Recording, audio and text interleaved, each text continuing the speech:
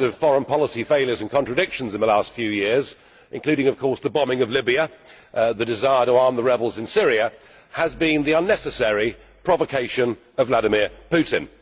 This EU empire, ever seeking to expand, stated its territorial claim on the Ukraine some years ago. Just to make that worse, of course, some NATO members said they too would like the Ukraine to join NATO. We directly encouraged the uprising in the Ukraine that led to the toppling of the President Yanukovych, and that led, of course, in turn to Vladimir Putin reacting.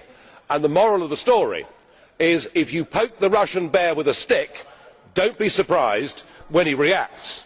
Now, just to continue with that, today we are rushing through an association agreement at undue speed with the Ukraine, and as we speak there are NATO soldiers engaged in military exercises in the Ukraine. Have we taken leave of our senses? Do we actually want to have a war with Putin? Because if we do, we are certainly going about it the right way.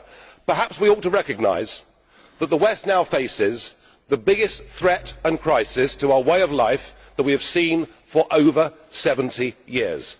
The recent beheadings of the British and American hostages graphically illustrates the problem.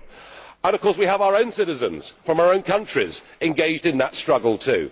In the war against Islamic extremism, Vladimir Putin, whatever we may think of him as a human being, is actually on our side. I suggest we grow up. I suggest we recognise the real threat facing all of our countries, communities and societies.